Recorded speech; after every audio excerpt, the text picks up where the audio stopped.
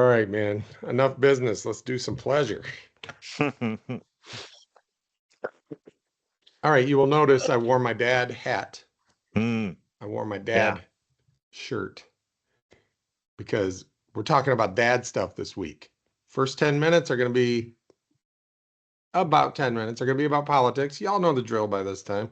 We're going to do some Mhm. politics, about 10 minutes. We'll cut it off and we'll talk about. I just went on vacation with the family and I played the part of dad for that vacation.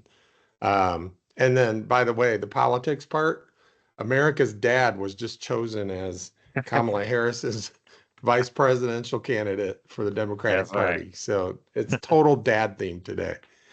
Yep. I'm Steve Benson. That's Paul Schultz. This is the Don't Panic radio show. So sit back, relax, and ignore the news because nothing you're about to hear is true. In the beginning, the universe was created. This has made a lot of people very angry and been widely regarded as a bad move.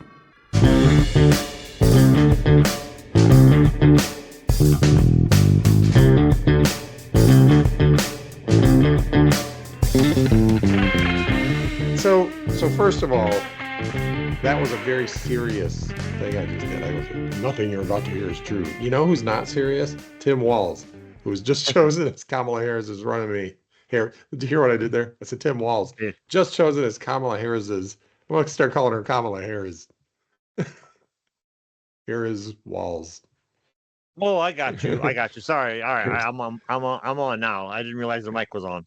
Here is Walz. Anyway, I didn't know who the guy was. I Hmm. did not know who the guy was. And then Yeah. well, I woke up and messaged you, and you're like, who? yeah, I had heard his name because Yeah. that's all anybody was talking about while they were waiting for the announcement is like, it's going to be this person, this person, this person. And he was one of the names they were talking Mm, about. And I was like, the guy looks familiar, but then so does every other 60-year-old white dude with yeah. receding hairline and gray hair looks exactly like him. So I was like, Mm, I know, when black people are like, we can't tell y'all apart. I'm like, well, we can't tell us apart sometimes either. I mean, sometimes we he can't. look, No. dude. I look at him. I'm like, dude, looks like the skipper from Gilligan's Yeah. Island. Yeah. Yeah. Yeah. Is it if he Alan just Hale? if he just put on the hat, you're like, hey, little buddy. You know he's gone as the skipper for Halloween at least once. You know, at his Absolutely. age, yeah. Absolutely. But then I found out he was the guy that kicked off the whole those people are just weird Yeah. thing. And I was like, oh, yeah, I did see that interview. That's why he looks a little bit familiar. Yeah. I was like, okay, he's a good pick. He's a good Yep. pick. Just Yep. based on that. And then you started telling me more stuff about him, and I started learning Yeah. more things about him. Dude, his dad, he's Yeah. through and through. He's so dad that like he'll have you hold the flashlight and not yell at you for, holding it wrong. Oh, that's good. I've seen a lot of those. That would have Hmm. been that's the whole episode right there. We just put up the Twitter and the Instagram memes of how Yeah. much of a dad he is. He's such a He's good so, so dad. He'll hold the he's flashlight for you. he's so dad he tells the Secret Service a better route to get to the airport. But okay, the rest of the show, just keep going. Uh, yeah, wait, we're on a timer here. We should probably focus.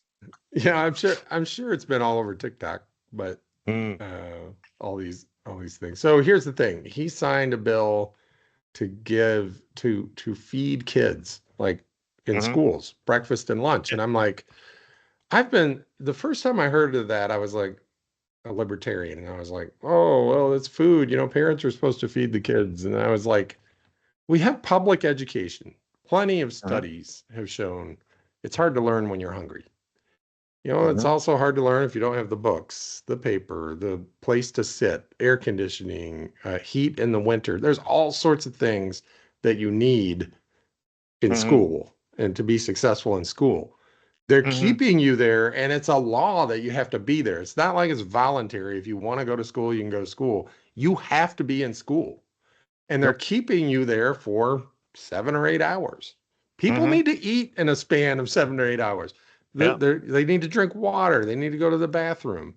Those are requirements. It's Yeah. ludicrous that we don't give them food. It's the equivalent of the coal miners' company store, you know? Yeah, right. Right. And company housing and company, all Mhm. the company stuff. Now, Mhm. meanwhile, and this is why it's almost, we knew the day may come when the veil just lifted, like somebody would break the spell. And it's Yeah. almost like this guy has broken the spell.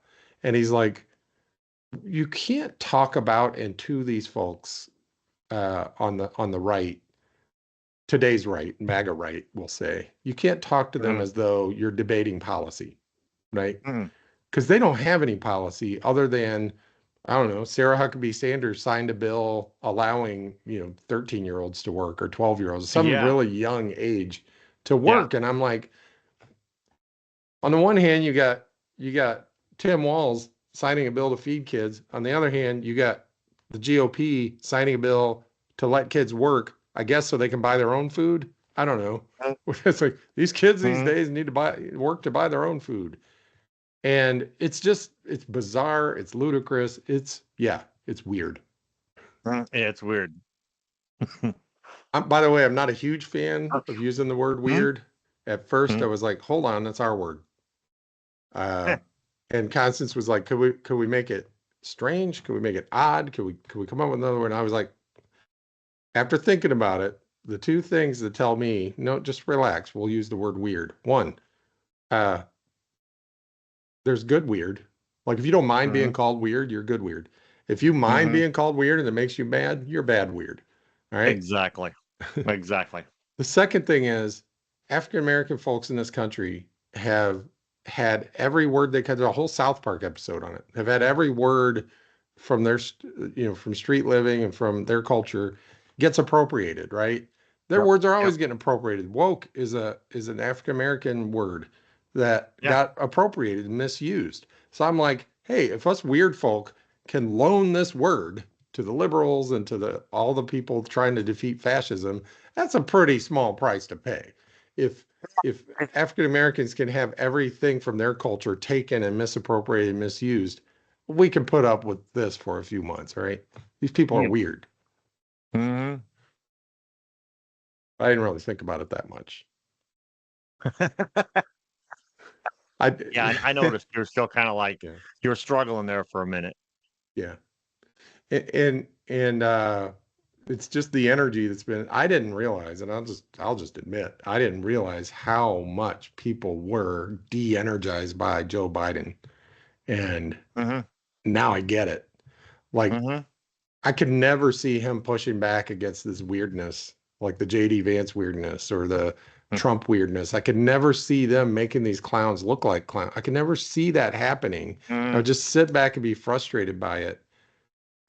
And I think it's just like fish head. The fish rots from the head. I'm not saying it's rotten. I'm just saying he had no energy, right? He had Yep. no like. He was still from the old school of, oh, they go high, they go low, Yeah, we they're go from high. he's from that crowd. Yeah, Yeah. as progressive as he's been on policy stuff, he's just not. He doesn't have the stomach for screw these people. They're just weird, right? Yeah. Yeah. He also doesn't know how to grab the audience the way, you know, Harris and Walls do. Yeah, yeah, Yeah, okay. My joke is always like, he does, okay, Biden has done all these different things, but none of them are like sexy, yeah, meaning they're not flashy. They're not like, it's not in everybody's mouth and on every screen, you yeah. know? So a lot of people are gonna not really look back on anything he's done with any kind of like, yeah, well, he did this and he did this and he did this because he's not flashy enough. Yeah. Whereas if you can keep that kind of flash and that go low thing that we all love and get stuff accomplished, you know, you're the belle of the ball. The belle of the ball. Now, if the Harris Walls campaign can keep figuring out ways to keep the momentum because there'll be highs and lows, right? It's at a high right now. We got the Democratic convention coming up. It'll continue. They'll get that little boost. Things will look pretty good for a while, but something's going to come up. Something's going to happen, right? And all they got to do is figure out, okay, we just got to get back in the groove. Just keep fighting. Just keep moving forward. Yeah. It's Right. not a matter of if the Dems are going to win. It's going to be by how much. Yeah. And hopefully the collective veil of this mass psychosis we've been going through lifts and we figure out a way to reintegrate and like get back to business, get back to the business of no longer like defending against people taking away rights, but how do we get more rights? You know? Right. Exactly. Change the channel, Marge. Okay, that was the timer, but I got one last point. And maybe it'll be good for 10 minutes in the future, but just to plant that seed. If when Kamala wins, we can't just okay, I give everybody a week to breathe, right? Then we gotta get back at it. Yeah. There's gotta be leftists have got to have a strategy that isn't simply every 4 years saying, oh, you lame liberals voting for the Democrats again. Well, what have you been doing for the last 4 years to build something, you know? Oh, there is a whole movement going on TikTok right now about performative leftism. Yeah. And it's not looking good for them. So Yeah. What a top. So we go camping at this place called Burlingame State Park. And it's I brought up to somebody, we were talking recently about it. It's pretty big. It's got like 700 or 800 campsites, which makes it the largest campground in Rhode Island. To which whoever I was saying that to immediately, I think it was my son, he immediately goes, the largest in Rhode Island? How big do you have to be the largest? It's like, what does that mean? It takes up most of the state? What is that? he took the words right out of my mouth because that would have been my question.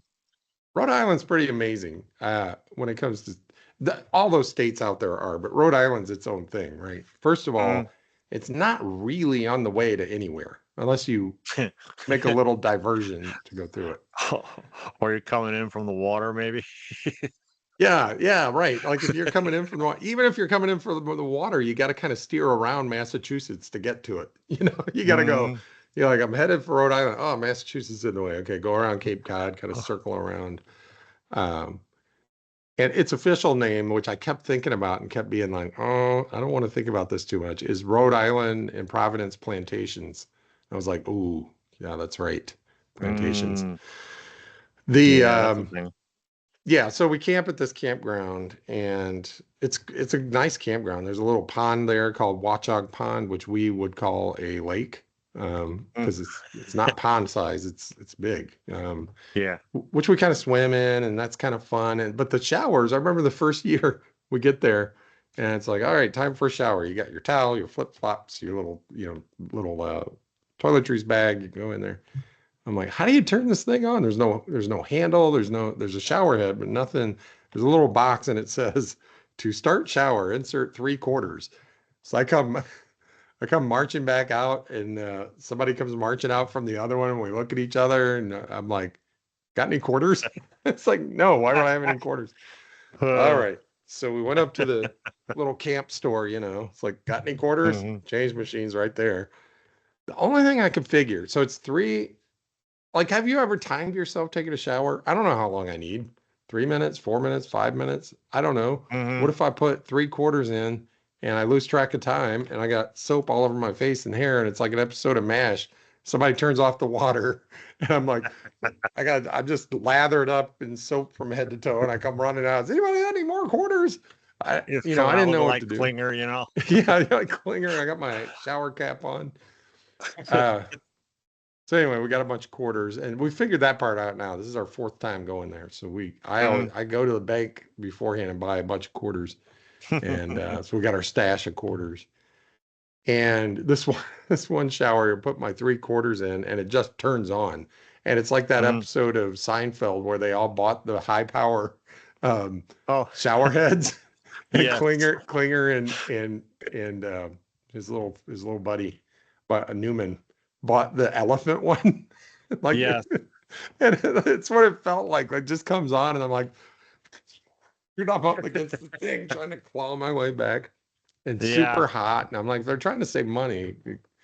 They could turn the temperature down on this a little bit. It is the middle of summer.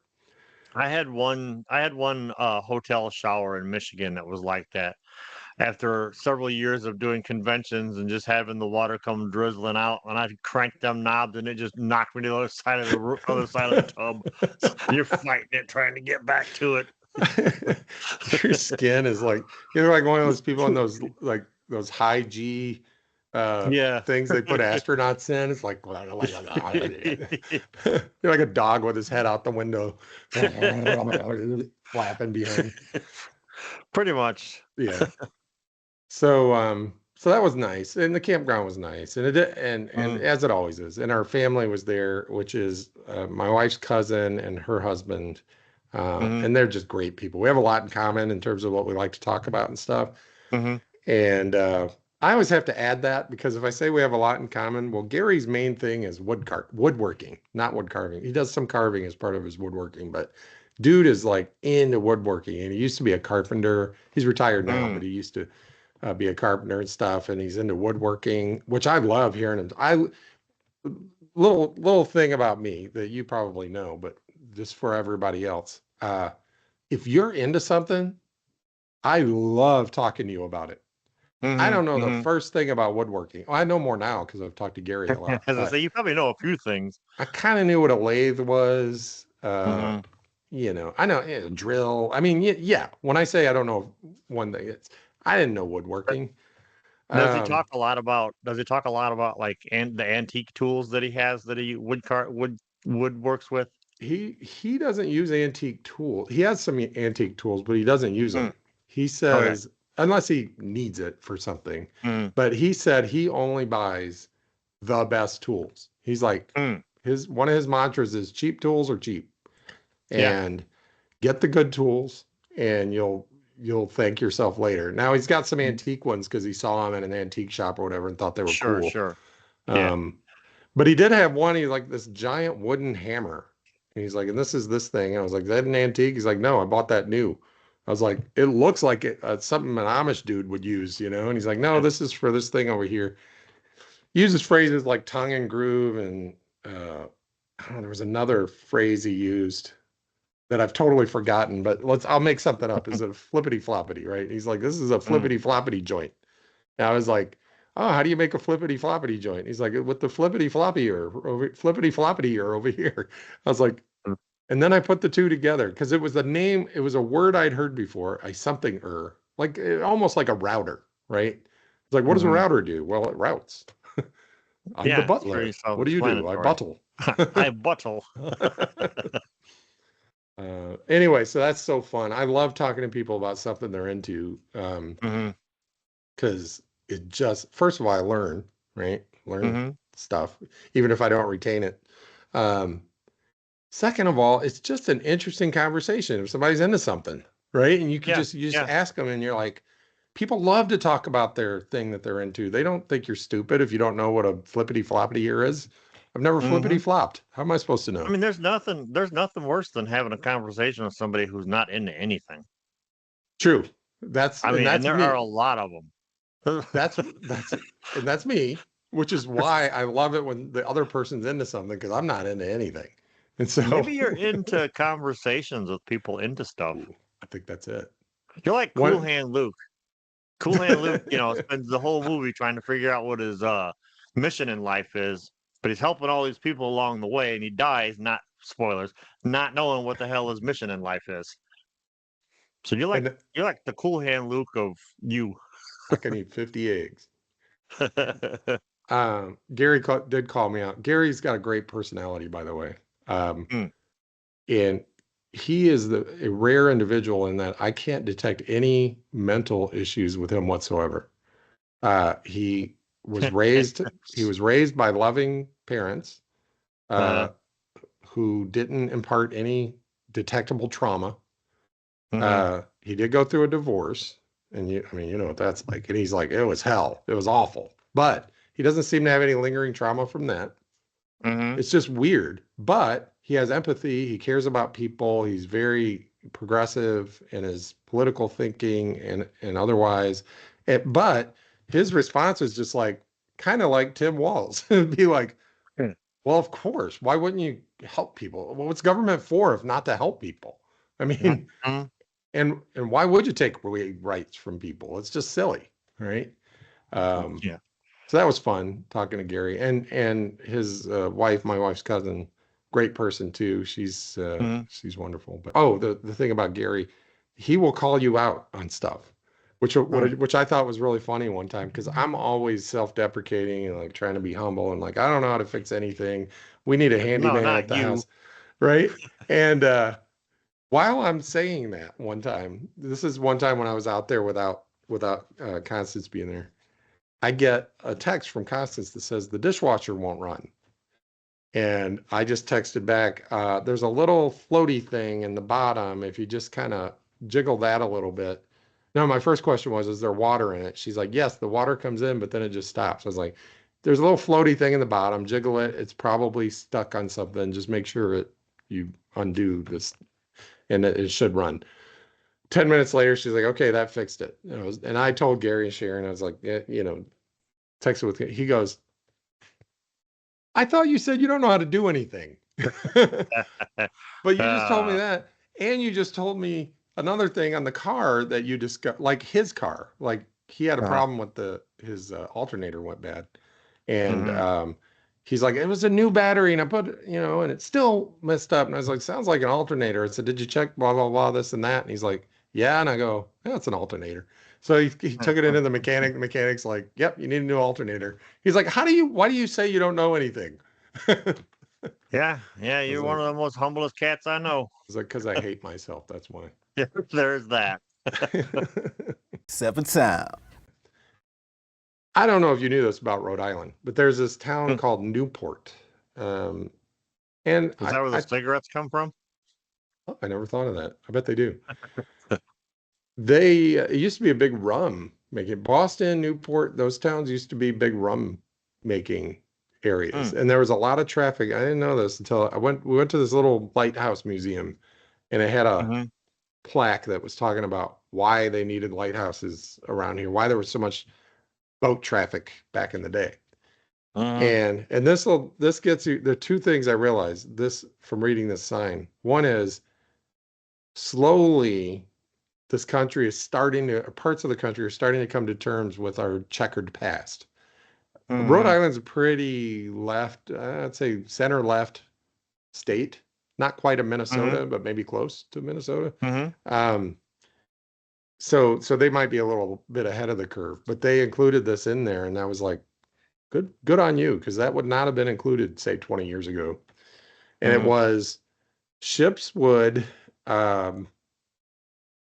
pick up rum from the Boston and Newport and all these distilleries, which I didn't know I thought all the distilleries were in the Caribbean, but they would pick up the rum, take it to the Caribbean.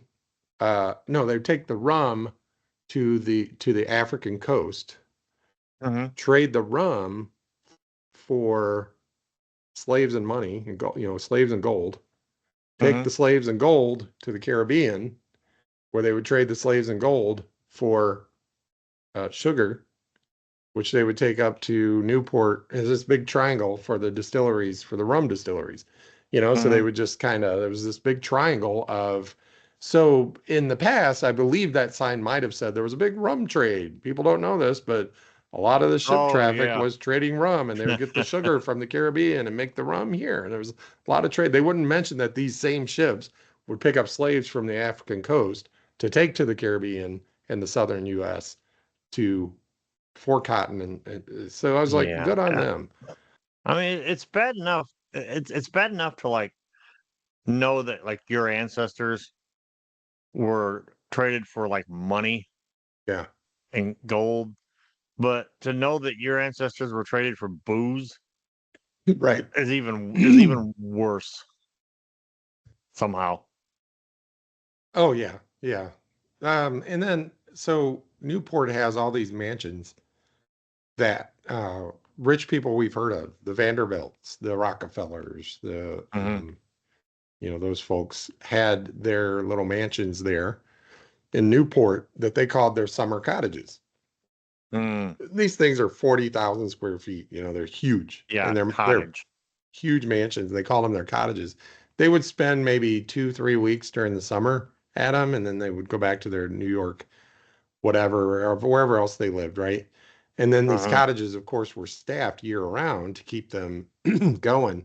This was during the Gilded Age, and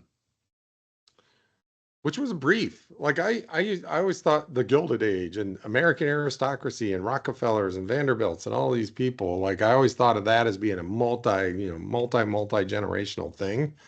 But it came to an end in the 20s, 30s because of the income tax, is what one claim was. They said the income tax said you don't get to keep everything. You can be a robber baron, but you're going to have to give the government some of it. And so it made it harder to afford these extra cottages and stuff. So they said the Gilded Age came to an end, which I thought was an interesting way of putting it, because clearly the progressive movement hasn't made it to whoever writes these scripts for these mansions that we were touring, because that was a weird way of putting it. Like, oh, that terrible income tax ended the Gilded Age. I'm like, that terrible income tax. How about all this crap I'm looking around at? I know back in those days, there were poor people, whether in Appalachia or in the inner cities, London, New York, Boston, wherever. There were dirt poor people that didn't have a pot to piss in or a window to throw it out of. But you were out here gilding. That's why it's called the Gilded Age. Gilding everything with gold and taking up land, stolen land, by the way, to build all these extravagant mansions that you only use 2 weeks out of the year. Man, and you're like, oh, the poor income tax, Yeah. The poor it's people. almost like the filthy rich have always been filthy. Yeah. I thought that was like a new trend. And then there was one story during the tour that will only confirm what you just said, which is one of the ladies was relating going into town, like, and shopping locally, like, just because they thought it was quaint. I'll go into town and shop. And she's like, I think in talking to my servants, I believe that they charge me up to 50% more for things that they, than what they charge. And I just think that's just taking advantage of us.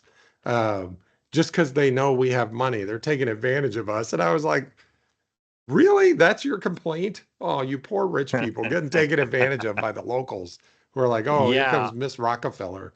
Yeah, shame on you for, using my technique on me, Yeah.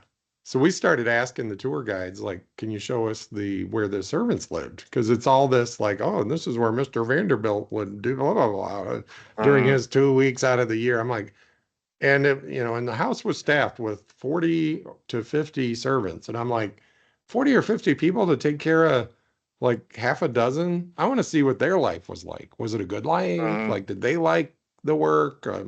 How did that go? So just this whole, I got the woke mind virus, and it's got a hold of me. It won't let go. Other than that, I got nothing about dad life. Other than that, huh? For Nelson Rockefeller, more importantly, for his 40 or 50 servants that made sure that house was always ready when he wanted to take a little vacation. I'm Steve Vinson. Oh, also for Paul Schultz, I'm Steve Vinson. This has been the Don't Panic Radio Show, but don't forget, nothing you just heard was true.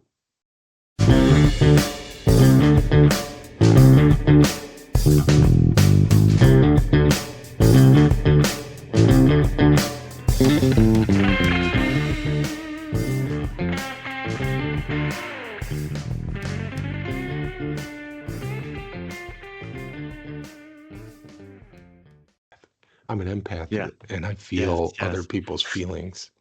I just I can feel your feelings, you out there in YouTube land. I can feel you. I feel what you're feeling. Empathy is a as a result of childhood trauma.